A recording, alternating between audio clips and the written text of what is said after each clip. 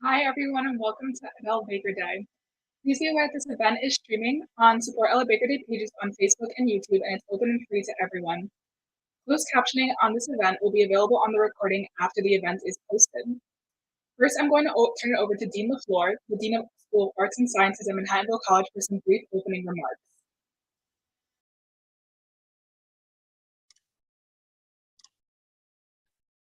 Good evening. I'm Rebecca LaFleur, Dean of the School of Arts and Sciences at Manhattanville College. On behalf of the college, I'm pleased to welcome you to Ella Baker Day. This year marks the 11th anniversary of Ella Baker Day, created to recognize the contributions of civil rights activist Ella Baker, as well as draw greater attention to the ongoing value of community organizing and roles that women and people of color have played in the United States. Manhattanville has been a proud host of Ella Baker Day for the past 6 years, and we're pleased that you've joined us tonight. Ella Baker's work remains vitally important, and I hope you find tonight's event inspiring and educational. I encourage you to go to supportellabakerday.com to learn more about Ella Baker and Ella Baker Day, as well as explore their extensive resources about anti-racism, Black studies, and social justice. There are also many resources about concrete actions you can take in your own community to support these efforts. I'd like to thank the faculty, staff, and students who helped coordinate this event, which so perfectly aligns with Manhattanville's mission to educate students to be ethical and socially responsible leaders in a global community. Enjoy the evening.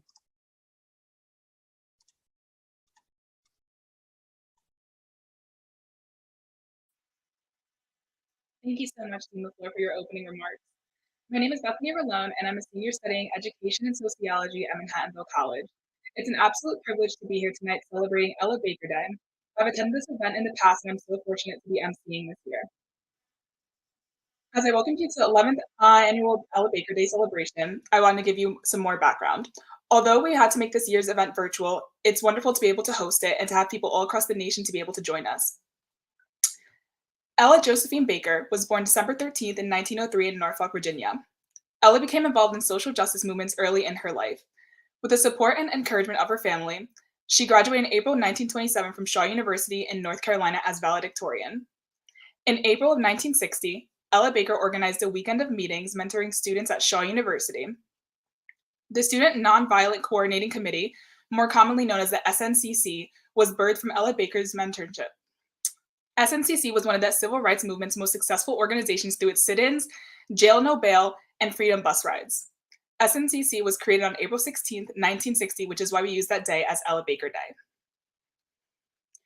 Ella Baker works tirelessly to better the living conditions and opportunities for those of the less fortunate. Her legacy is an important one. She believed that social movements were an important force, not just for the freedom of Black people, but for all. She believed in participatory democracy, which is the idea that the movement belongs to the people and not just a person. One of my personal favorite quotes by Ella Baker is, "Oppressed people, whatever their level of formal education, have the ability to understand and interpret the world around them, to see the world for what it is, and to move and transform it. It highlights the potential we all hold to create the just changes needed in this world."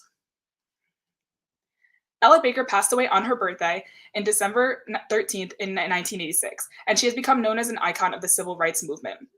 She mentored some of our greatest activists, including Julian Bond, Bob Moses, Kwame Ture, and Diane Nash. In the last couple of years, we have attempted to have many difficult conversations about the racist and sexist foundations of this nation.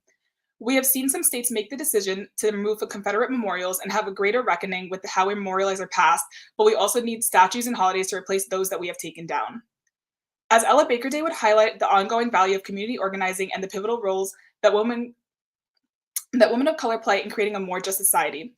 The Support Ella Baker Day campaign has running petitions in several states, and we hope that you take the moment today to sign the petition, which you can see at the link at the bottom of the screen. It's going across right now.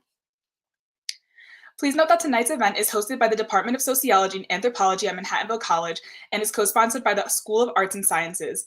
We have many other co-sponsors that were noted in the slides at the beginning of the program, and we thank everyone who works to make this day a reality every single year.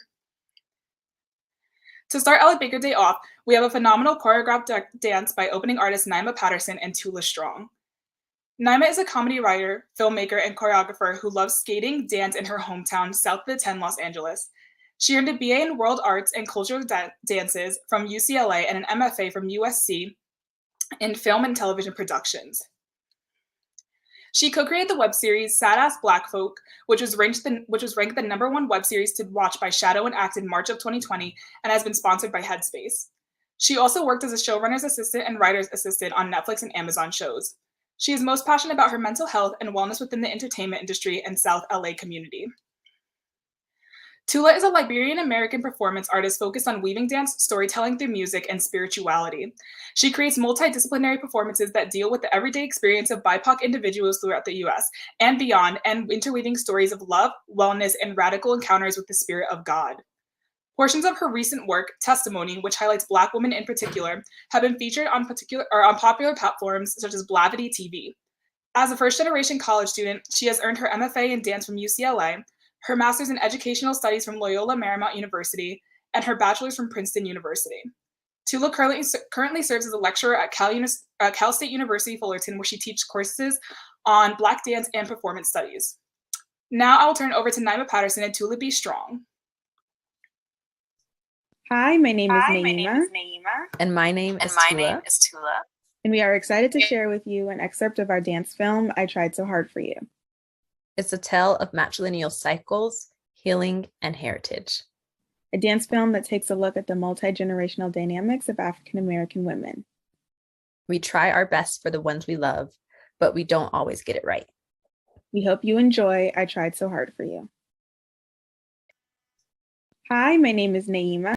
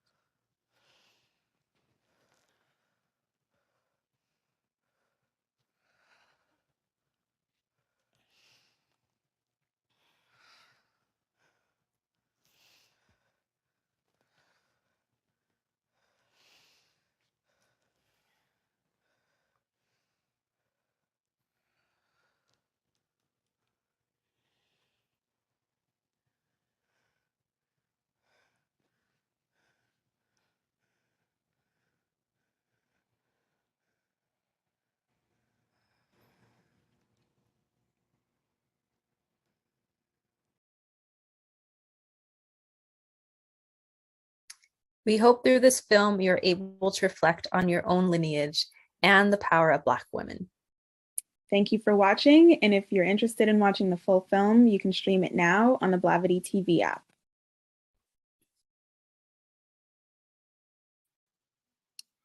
Thank you so much, Tula and Naima, for that amazing performance. Next, we're going to turn to our keynote speakers for this evening. This year's theme for Ella Baker Day is on environmental justice, and our speakers will address how to build a racially just green movement. We are so lucky to have Tanya Gale and Ella Sontag, who goes by Lark, with us to speak on this critically important topic. We originally had Pandora Thomas scheduled to join us this evening. Unfortunately, due to personal circumstances, Pandora is not able to join us tonight. However, she graciously shared with us a video that gives insight to the philosophy and making of her Earthseed farm. To give background on this amazing project, Earthseed is the first all-Black owned and run farm in Sonoma County. Earthseed's farming and programming will elevate the earth stewarding contributions and legacy of African ancestry throughout the diaspora. This work is organized and facilitated all by Pandora herself. Pandora Thomas is a passionate global citizen who works as a caregiver, a teacher, farmer, designer, and speaker. Her work emphasizes the benefits of applying ecological principles to social design and reconnecting humans to our non-human kin. Please enjoy this video that Pandora has provided us.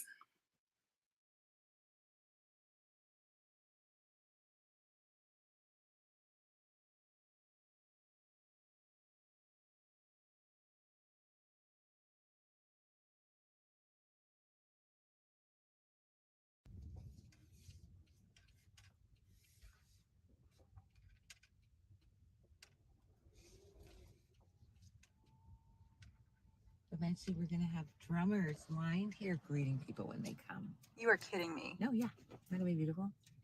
Yep. And they're going to walk you down when people get off the van, or whatever. They're going to escort the people down the hill.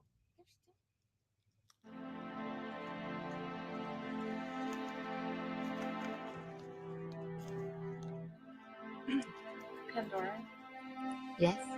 what brings you joy? You bring me joy and sisterhood. My mother are more than human kin.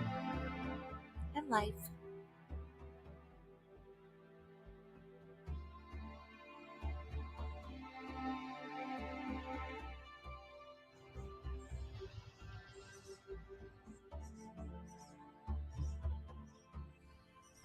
Pandora, Yes. what brings you joy? You want to help us bring it the ability to steward soil to help our planet.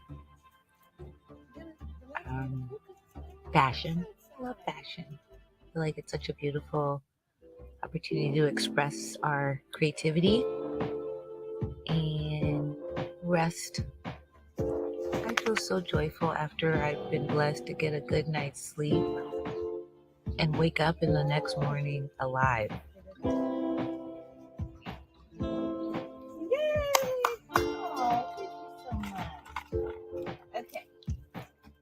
Top of the floor. Oh my God, it's gonna be so fun. So here we are. Welcome, Black. Wait, I have to count it. Welcome, Black, to the land. Yeah, we love you.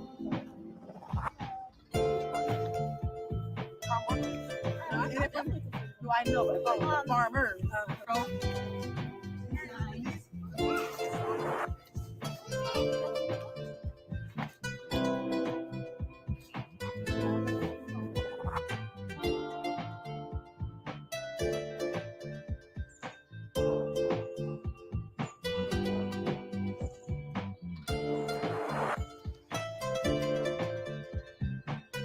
Pandora, yes.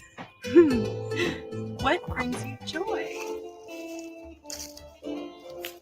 My quote work, but more my purpose, being able to facilitate the process of reconnecting humans back to ourselves, our earth, and our more than human kin. Hey.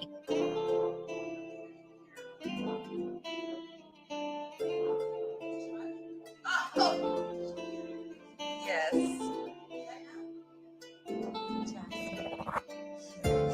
Boy, yes.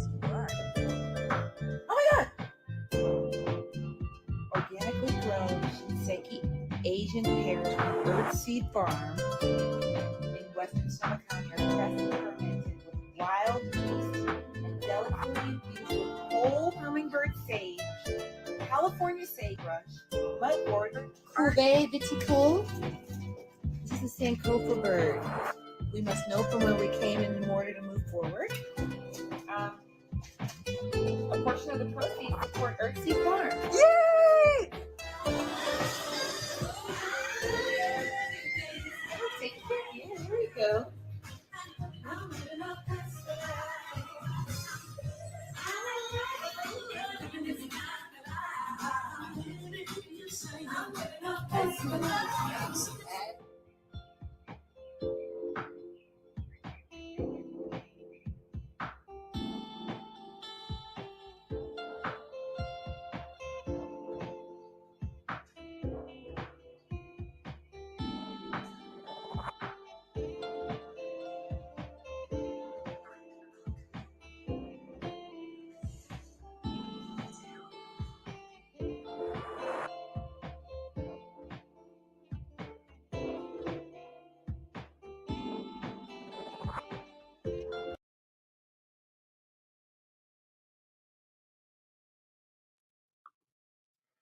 We send our absolute best to Pandora. Now I'll provide brief introductions to the two keynotes this evening, Tanya Gale and Lark Sontag. Tanya Gale is an executive director of Green City Force, which is also known as GCF. Prior to this, she led GCF's development team from July 2014 to September 2020. She is a board member of the Corps Network focused on national service and environmental justice. Prior to joining GCF, Tanya served public-private partnerships at the New York City Housing Authority and the Sponsors for Educational Opportunity Career Program. She has spent most of her career in nonprofit organizations focused on economic justice for young people of color. Tanya is a member of the New York Women's Foundation cycle of Sisters for Social Change, a graduate of Wesleyan University, and a native Brooklynite. She's an associate producer of the 2006 documentary The Perfect Life, featuring young adults from Harlem. Tanya is passionate about providing young people with viable paths to create and lead a just and equitable world. LL Sontag is a New York-based and Los Angeles-born and bred essayist, freelance journalist, and a science fiction writer with the neo-futurist utopian purview. In her poetry and fiction, she explores capitalism using satire. Her journalism and essays are in the tradition of social criticism. Her writing can be found in the LA Weekly, Roar Magazine, which is in UK, LA City Beat, Time, USA Today, Counterpunch, Truth Dig, The Pensive Quill, which is in Ireland, and the Inaris Project for the Alternative Futures. In her interview project, Utopian Urbanism, and her essay project, Public Intellectuals, she unsheathes the relationship between land, slavery, capitalism, and the present-day economic policy, and ultimately how it impacts the future of climate change. As an undergrad, she studied philosophy and poetry at Mount St. Mary's University in Los Angeles. As a graduate student, she explored the areas of urban planning, human development, and economics. She is currently an Ethics and Equity Fellow in the Lincoln Institute of Land Policy and the incoming inaugural Sadie Alexander Fellow at the New School in the School for Social Research's Economic Department. First, I will turn it over to Tanya. Thank you so much, Tanya, for being here.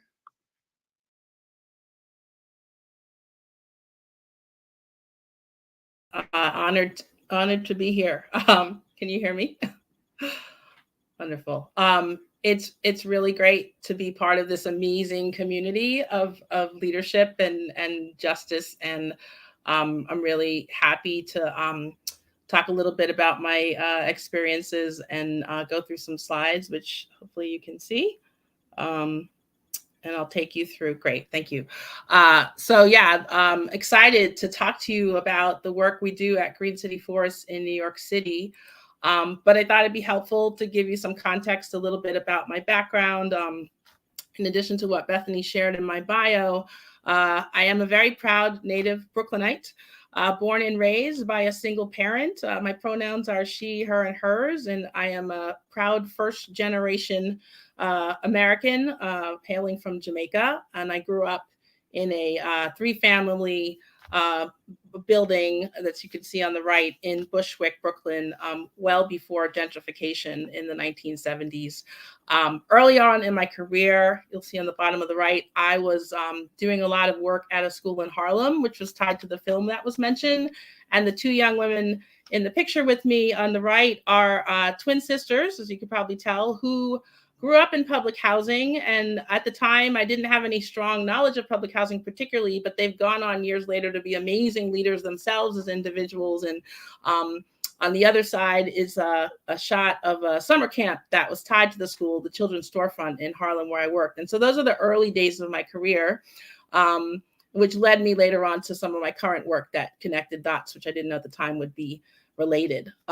So a little bit about Green City Force, and I'll get more into it as we go through the conversation. But our organization is a nonprofit organization focused on young adults, 18 to 24-year-old people who are residents of public housing across New York City. This is a picture of a group of our core members who are in Canarsie, Brooklyn, at one of our farm sites, a 2-acre space densely located in the center of public housing in Brooklyn.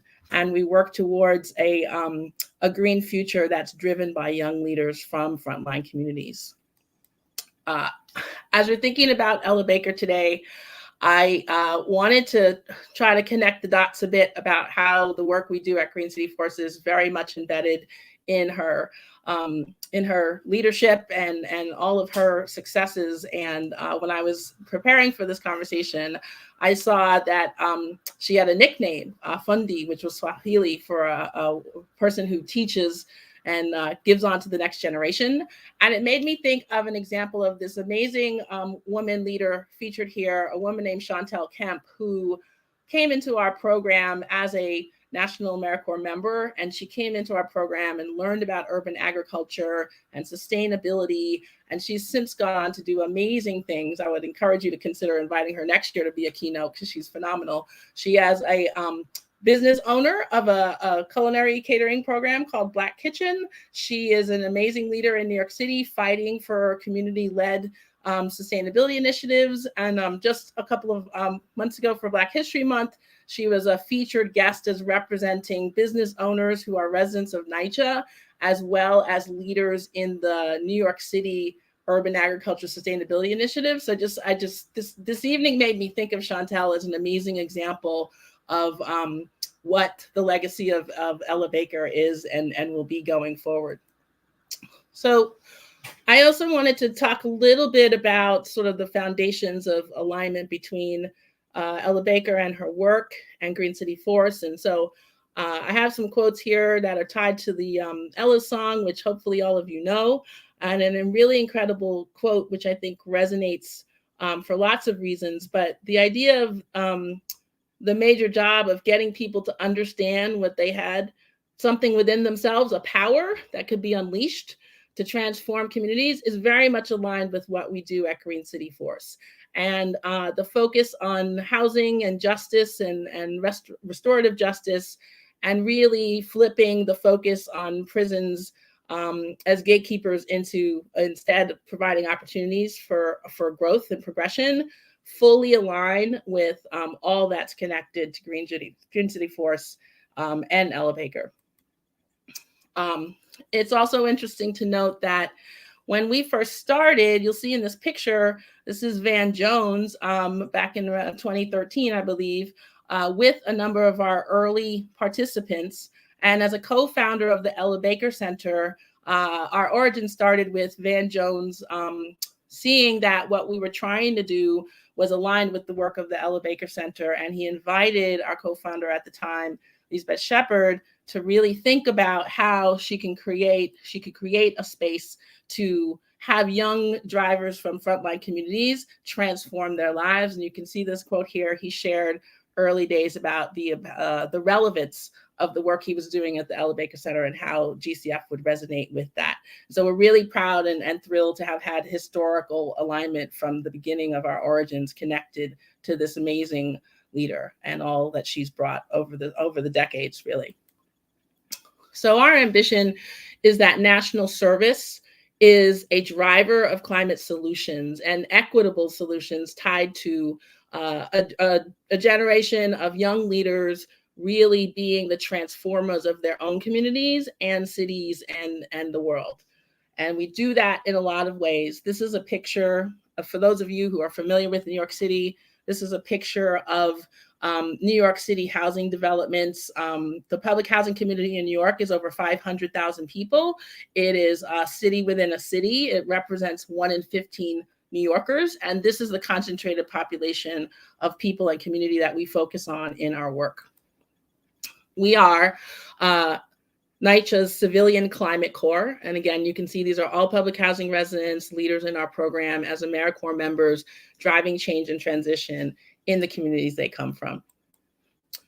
Some examples of what we've done concretely in terms of impact as these young leaders is grown over the years, over 100,000 pounds of produce directly in the public housing communities where residents live, and our workforce are the core members. They learn about urban agriculture, they build farms, they exchange free fresh produce for collection of compost or volunteer time, and they work with residents in community to design the priorities of what should happen in the spaces.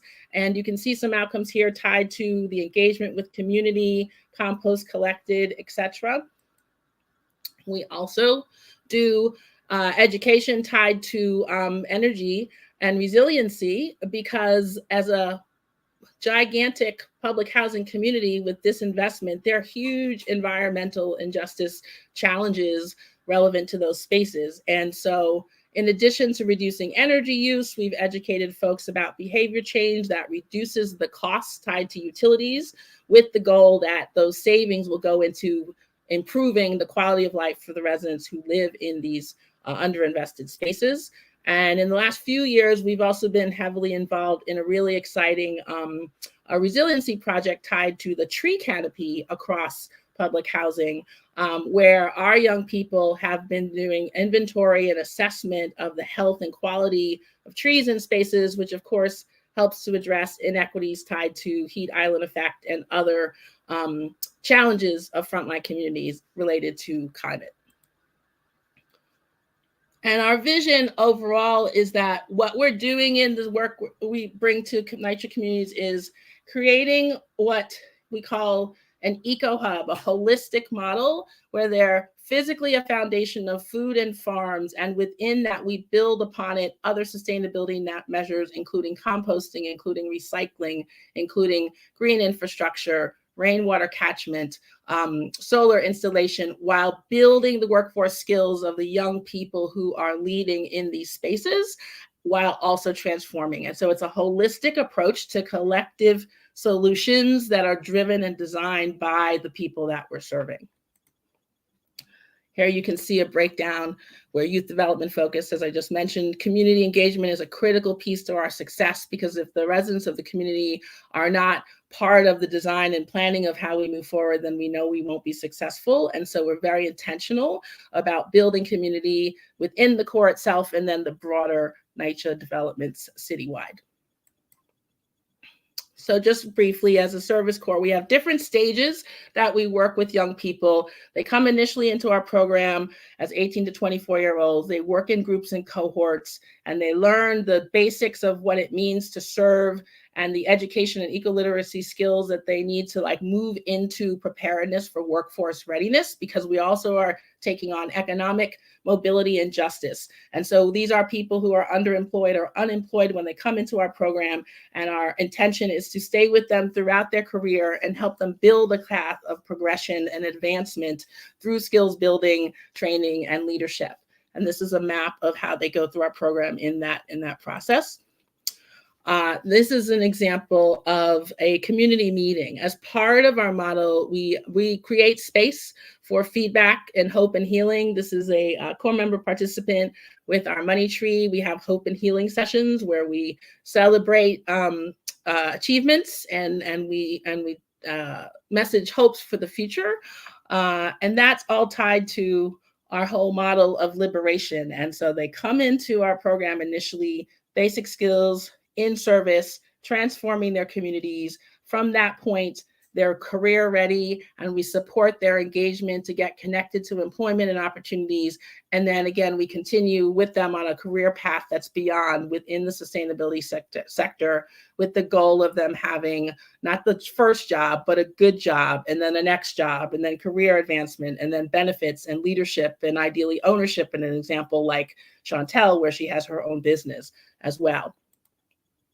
These are just a snapshot of some of our outcomes historically tied to our completion rates. And again, thinking about the systemic barriers that have been put in front of this community and these young people that have kept them out of the green economy, we're very intentional about the success and the continued success of the folks that are going through our program. This is an overview of the different types of career tracks that folks go into after completing our program. You can see heavily energy historically, but also food, horticulture, zero waste, etc. And so it is a range across all the different types of sustainability that these are young BIPOC leaders driving change and building skills and being competitive for quality jobs in this sector. Some pictures here you'll see of our folks overseeing our farm sites in NYCHA developments. There's a green infrastructure role here, Destiny on the bottom. She's working with, I think, the Battery Conservancy. We have graduates doing solar installations and demonstration projects across NYCHA campuses to like create energy savings for low-income communities across New York City. We have our graduates working to replace the ventilation systems across public housing, so there's better aeration and breathing and health for the residents who live in NYCHA. And then the bottom is a picture on the right of one of our graduates, Sadiqa, who is doing the tree inventory, working on making sure that we have enough trees planted and successful climate management and resiliency, again, in public housing. So overall, what we're doing is a couple of things. It's a holistic model, right? We're focused on environmental, economic, and racial justice. We're bringing young leaders of color into, on the top left, that's City Hall, where we were invited to be part of hearings to talk about the important work we're doing and the need for investment to continue opportunities for these young people to thrive. And then you'll see our farm sites there. Those are in public housing communities. I think the right is Bayview and Canarsie. And we're growing food and we're growing it from the people who live there and taking their input about what to plant and what to grow and doing healthy food demonstrations and recycling connections, etc. And recruiting for more folks to get into our program so that they can be trained and get employment and really have choice in their future and lead a transformative, just transition. And then on the right, you'll see some graduates at the Climate March in DC a couple of years back. So we really are focused on the areas of racial justice, as I said, economic and environmental. And we have a proven track record that the young people who may have come to our place without any front awareness or preparedness have the talent, the energy, the potential, and the drive to not only thrive and succeed in the green economy, but their needed talent that needs to be like intentionally supported to be successful. And so again, as the Public Housing Civilian Climate Corps, we're happy this Earth Month that we will be in Earth Week celebrating our Civilian Climate Corps in Central Park. And so you're all invited if you want to join us for that, to meet them in person. I would love for you all to join us. And so that is an overview. Again, like fully appreciate the opportunity to message how valuable the history of an Ella Baker and so many other leaders have made it possible for this work to be happening and to continue. So I'm really excited for what these amazing graduates and members are going to do in terms of driving the future of the green economy and a just transition for all. So I appreciate the opportunity to join you all today. So thank you very much. Thank you so much, Tanya. That was absolutely amazing. And thank you for that information. And before our Q&A, we're going to be turning to Lark Sontag. So I would like to welcome Lark.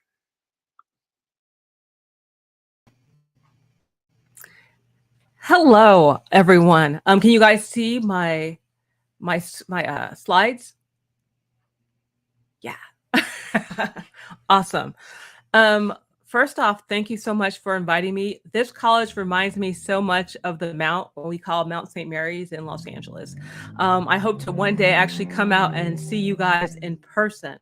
I'm a fourth generation Angelino on Tongva land.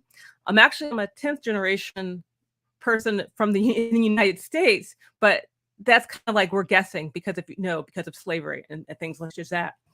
So I'm going to get into it.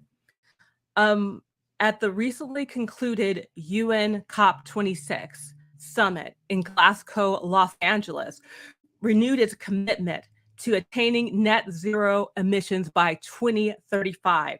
This is connected to 17 interlinked global goals designed to be a blueprint to achieve a better and more sustainable future for all. By all indicators, it appears that Los Angeles is on target. If you look at only the political borders, and while Los Angeles presents itself as an island in the South Seas, it is deeply intertwined and dependent on the region and its neighbors. As we shall see, the polluting Paul to primp Peter. Los Angeles is on track to meet its Paris climate agreement and reduce its share of global emissions by 2030. LA's greenhouse gas emissions are now 24% below 1990 levels, and that's Sustainable Office of Los Angeles. But Los Angeles is larger than Los Angeles City proper. Its imprint dominates the American Southwest. People are being priced out, and rent is being inflated. People are being pushed out of their communities. Black people, Latinx people, working class white people. Ending racism and planning sustainability is often couched as an altruistic activity, but that is not why it is crucial. It is important because exurbs create sprawls. More segregation and separation and equality. Drive until you qualify, create sprawl. You think this is just about housing, economics, race. No, this is also about our planet dying. Right here. Because I put here climate change, the last challenge. And these are just kind of some facts that we should know about climate change and how we're really, this is a really important thing. In Los Angeles, sprawl increases water and air pollution, increases commutes, and thus traffic fatalities and crashes. According to the most recent inventory, both total per capita greenhouse gas emissions and unincorporated Los Angeles County have been increasing since 2010. The upward trend demonstrates the urgent need for further action to meet climate goals, LA County. So if you see here, the US uses a quarter of global energy. 35% of US primary energy consumption is petroleum, and 80% goes towards private cars. And that's US Energy 2021. Equitable sprawl. What does that sound like? Exactly. But this is what some experts in urban planning imply can happen. It can't, just like right to work. It's an oxymoron, duplicitous constructions and contronyms. We know that inclusionary high-density housing is the most racially, equitably, and environmentally sustainable housing model in metro areas. However, what is being proposed is not inclusionary. It's not racially equitable or environmentally sustainable. Since you guys are in New York, you know the Charles Barron rule, right? You know the Charles Barron rule. If we can't live here, you cannot build here. Ending racism planning is not an altruistic activity. It's something that we have to do. And this is everywhere. In Los Angeles, sprawl increases water and air pollution. It increases commutes and thus traffic fatalities. These activities in turn increase polluted street turnoff to our water sources. We will have increased flooding and a loss of natural habitats, wildlife, and open space. Urban sprawl in Los Angeles has consumed 90% of the wetland in Los Angeles and Orange County areas, and an incalculable amount of farmland and plains. And sprawl leads to a decrease in our shared networks, our relationship among people. It, as Jane Jacobs said, if you have eyes on the street because you have that close metro community, it discourages crime. Sprawl leads to concentric circles of bust and boom around city centers that ultimately abandons homes, destroys businesses, leaving in its destructive path pollution causing industrial sites. All of these features create the hyper-segregated, disconnected communities of America. The human and environmental tolls are immeasurable. So my focus in my work is how racism drives sprawl. Instead of treating city and community boundaries as absolutes, I will use the megalopolis lens to better describe the emergent properties that occur in a metropolitan area. City issues no longer end at the city limits or at guarded gates. By expanding our purview, we can understand how unsustainable much of our greenwashing sustainable planning truly is. And here I want to show you this. This I have Los Angeles, and I know we're in New York, but I think this is funny. They said Los Angeles is accessible by walking and bus. Now, okay, I gotta get over that. All right, if you look at the green area right here, it is very expensive. All right, if you look at the purple area, this is where all of the people of color have been pushed.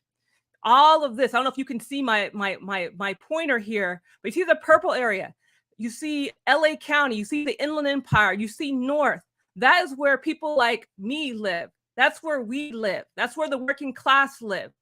And this is being caused because in the city of LA proper, we cannot live there. High density inclusionary zoning, which includes a variety of housing and socioeconomic classes, races, ethnic groups, and business types like co-ops, small businesses, and even large businesses, is the most environmentally and economical way to plan cities in urban metropolitan United States. Single use, low density, meaning fewer residential housing per area, causes sprawl and lower housing supply. In LA, the consequences of these single-use developments is further depletion of our vanishing water supply, more energy use, which ultimately raises our greenhouse gas emissions. And I want to put this, go to the next slide here. There is no sustainability without Black people. There is no sustainability with a little dash of racism. But we have this huge problem, of course, in regards to the green movement. It's racism. The issue is even bigger than class. Fagan, Massey, Metzel note that racism, and specifically anti-Blackness, encourages the most sadistic behavior by white hegemony. If Black people live in a place that is being redeveloped, there are all kinds of techniques used to push us out. Over-policing is one of the deadliest. Instead of de jure exclusionary policies like sundown ordinances to include Black people, now we have strategies like stop and frisk. It's going to come back. Well, we're not going to let it come back. Ethnic profiling, stalking, which brings the same results. There are still housing, banking, and planning policies in place that aids and abet in racism in housing, which hurts people of all ethnicities and destroys the environment. In LA, Chicano, African Americans are not immigrants, not by the gangs of New York definition. Most of us have been in the United States for over 9 generations, for over 10 generations, for over 12 generations. Black people are a descendant of Africans, and Chicanos were already here or from places that used to be here. Black and Chicano people fought for what many of the gains that Black and Chicano people fought for were not achieved. White women benefited the most from our struggles, and yet they still face challenges. We continue to make the lowest wages, and the glass ceiling touches the coffee table. Black people, regardless of class, are forced into defunded neighborhoods, and for Chicanos, neighborhoods that were never funded. Also, Asian Americans who arrived in the US before World War II have also not received the benefits of their struggles they were also part of, and their roles have often been erased. None of us have the traditional white immigrant story of trajectory. Our second, third, fourth, fifth, sixth generations in the late 19th century and 20th century were beaten, excluded, and burned out of their homes. We all share this unique American nightmare, and we didn't get to wake up to the GI Bill and a welcoming, low-cost college system. Urban metro Los Angeles, America, New York, Los Angeles, Chicago has not been a place of opportunity for us. The misnomers of inclusionary housing and affordable housing is based on white people's income. And even with college degrees we cannot obtain in 2022, we continue to have our wages and labor stolen. There is also the fact that those of us who, despite our all odds, earn enough money are rejected from buying houses in our own communities because if you're not white, they want cash.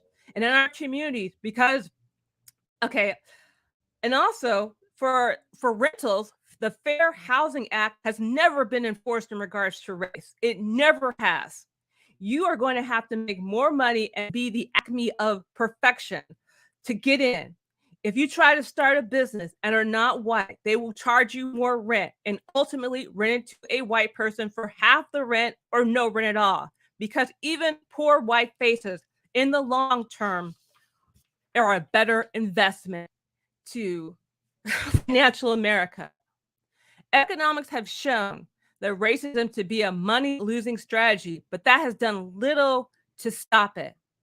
Empty or white has been the silent rule for developers, banks, cities, even when areas are rezoned. Who gets to throw their hat in the ring for the low or no-cost business rents? Not us, not unless we can present a white face as a partner. Now, in LA, they call us, and even in New York, they call us the children of Jim Crow, the Zoot Suit riots, the 1871 Chinese massacre, and internment camps. They call us NIMBYs because we reject their lies that can be seen by our longer commute times for our communities, our populations being pushed to the edges of counties, states, and to single-family exurbs. Transit-oriented development have led people to being pushed out of these, and this is a fact. TOD has nothing to do with transit because our commutes are longer. Black people have the least likely to have a car, but yet we have the longest commutes. I promise you that we are for environmentally friendly housing. We want high density, we want inclusionary, but we want to be able to live there too. And since it is you, your parents, the bank, and the cowardly planners that refuse to call out the lies, it is you who are the NIMBYs. If you don't want high density, it's not you who wants high density. You want a playground where you can ride your bike. If we aren't there, it is not environmentally friendly, and we have been pushed out. That's a non-negotiable fact. This isn't market forces, this is racism. So the solutions that I have proposed, redefining definitions of affordability and redefining sustainability. If an entire community is pushed out, it is not sustainable. There should be no separate section of social justice for the environmental movement.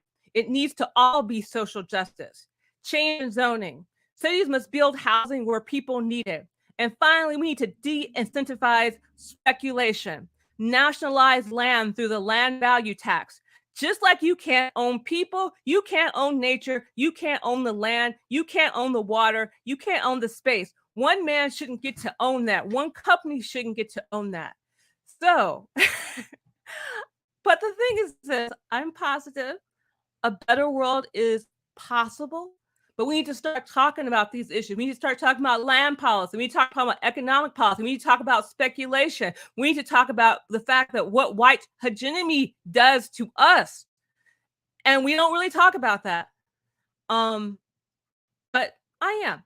So thank you so much for listening. And I'm gonna remove I think I'm gonna move this stream. Okay, there we go. There we go.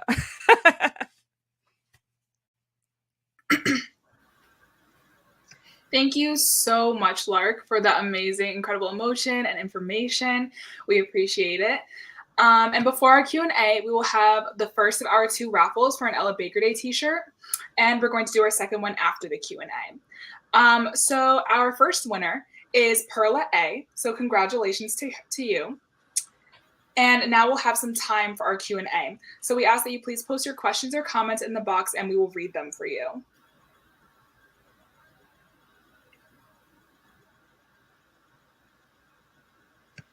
And one of the first ones that we had was, Ella Baker believed more in facilitators rather than leaders. Do you have an experience with these two different terms and how being a facilitator is a better approach? I can offer reflection on that.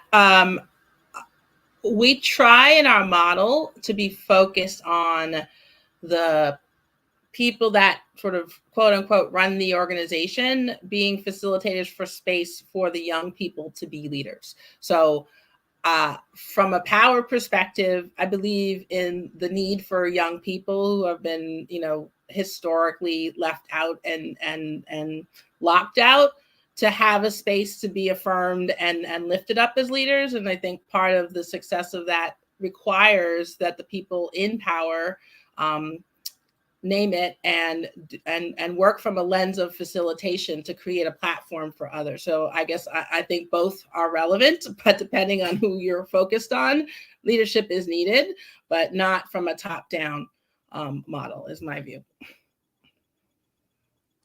And since I'm from kind of more the writing and journalism world, I am also too. I'm not one of these people that are very good at I'm better at facilitator than I am a leader. I think that it's really important to have those people in the background. It's important to have those people who can kind of look at somebody and go, "Oh, wow, you know what? Your lane is leadership, and you should do that." I think that there's no real hierarchy, I don't think, in facilitator or leader or helper or whatever. I mean, I think we all need people in all lanes doing all jobs. Mm-hmm. Sure. That's wonderful. Thank you so much for your responses. Our second question is going to be rolling up on the screen. How have the government and people in power criminalized environmental activists seeking to make a change? I'm gonna let you start on that one, Lark. I think I'll come in after you. That's really a challenging question because what is environmental actions, or when people are trying to say, I don't want to be pushed out of my home, I don't want to be pushed to if I'm in New York and I don't want to be pushed to New Jersey, no disrespect, you and you're fighting for that, that is criminalizing you. I think we think a lot of times about people who are kind of oh, we don't want pollution, like air pollution. And the thing is, people do fight for that. I remember when I was in Los Angeles, I was trying to get the environmental impact report created, done in my city. I'm from Inglewood. In South Los Angeles. I'm from Inglewood, and I just like using the term Los Angeles like I'm from Black LA. And they skipped the environmental impact report in order to build that that stadium. And that's why I didn't watch the football game, because they weren't supposed to build that stadium. They used an old environmental impact report. But the thing is that what happened when I was writing about this and informing people about this, I actually had people break into my house. I'd have my office, my newspaper office shot up. So, and the people broke into my house were the police. And I know that sounds really bizarre, but if with the environment, they want to be able to spend as much money as they can, and if they feel like you're going to stop them, they're going to do things to criminalize you. They're going to do things to hurt you. They're going to do things to economically hurt you. But it's not just the pollution aspect of it. I feel like people fighting to stay in their neighborhood and fighting gentrification, that is also the same. To me, that's also a climate, global warming, environmental fight. Yeah.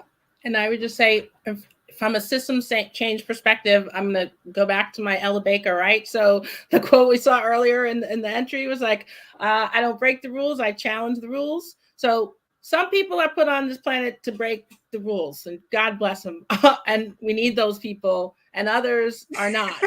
And I'll just say practically, if you think about history and power, there's all kinds of debates about, you know, how you create systems change. Is it from both lanes or is it from only one? I believe it's both. So we are an AmeriCorps program, which means legally we are nonpartisan, but our work is about outcomes tied to justice. And so our frame is service, training, justice, and sustainability. And I don't care what political party you are, if you're aligned with that. And that's necessary. But the real challenges on the other side of that are the picture that I showed earlier was graduates at the climate march, because graduates are not AmeriCorps members, and graduates aren't breaking nonpartisan laws when they're like standing up for something that's clearly aligned with our priorities as an organization. You know, we can debate what's happened in the last 3 years, but the last 3 years, put a pause on that for a second. Way back in the beginning of, you know, civil rights movement, MLK was political, and now it's a national holiday, even though obviously there's so much work that needs to be done. But that's a course of history, right? And change over time to like what's on paper versus the reality of what happens politically. And we know as administrations change, the priorities change, and the politicization of issues that all along everyone on the ground doing the work have been fighting for has not changed, right? So I think it's a combination of cultural history, the reality of politics, and you need to have all the different lanes to actually drive change. So we sit alongside very happily the Sunrise Movement. We love what they do, but we can't do that because we're not a partisan advocacy group. But we bring change through outcomes and proven like success and talent and the potential that needs to be invested in. So I think it's capitalist America, so it's broken. But I think there has to be authentic in a transformation. You have to look at all those pieces and be real about what parts need to move and orchestrate as a facilitator all the right groups in the right spots at the right times so that the change can actually happen. Of course, incredible. I'm currently in an environmental social movements course where we are learning about eco-terrorism and the framing of it all, and how, you know, how our government choose to portray a very interesting view or persona to our advocates nowadays, and how it's so misconstrued. But I think your responses are beautiful, so thank you. Mm-hmm. So our next question is for Tanya. Tanya, do GCF alum have an open line of communication, those still in service? What is the relationship like between them? So that's a great question. Thank you for that question, Jason. So a couple of things. First of all, our intention is that everybody in the GCF community, including the 600 graduates and the current core members, you know, as much as they can stay in community. Many of them are actually relatives of each other. They know each other from like community members. Approximately at any given time, a third to a half of our staff are graduates. We hire our graduates as part of our team because it's part of a way we want to be authentic in the work and being from community. And so in that regard, we have alumni on staff. And then we have alumni in informal mentor roles. We bring them back either to like be participants in community meetings. We ask them sometimes to be role models to show, you know, have people see people that look like them in roles that they can aspire to. In our graduate work, in our social enterprise, it's led by a graduate who we hire back our graduates for that work. And then, you know, some success stories I love. Two quick examples. There's one young man named Domingo Morales who went through our program and ended up, because of the economy crash, getting laid off from the Department of Sanitation, where he was at the time one of the leading composters across New York City. And he got laid off by sanitation.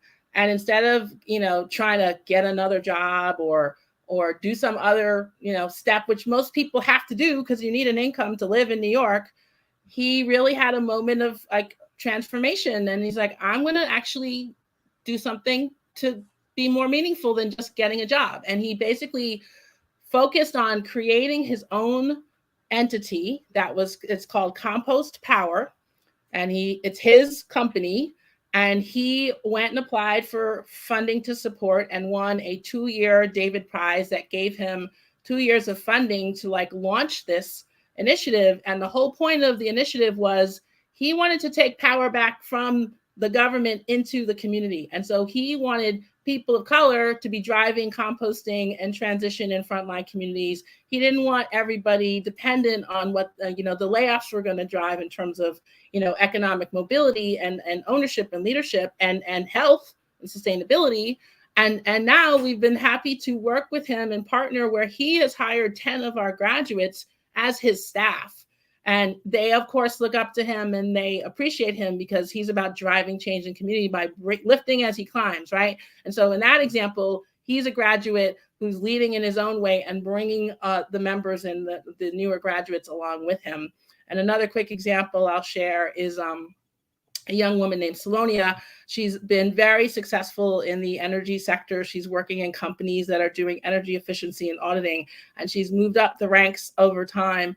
And she's been successful as a supervisor. And when they've been looking to hire people, she's come to us and she's like, I need some GCF graduates because I got to hire some folks. I love that's a beautiful story, right? So absolutely, our intention is that people stay connected. And then depending on if they're a relative or if they're a hiring manager or part of our staff, we do have an ongoing connection. I like all 600 to be connected to all the members. I can't say that's true, but that's the aspiration. Thank you so much. So for our last question that we have, it's from Tessa. Which of Ella Baker's beliefs or words of wisdom do you think young people today need to hear the most?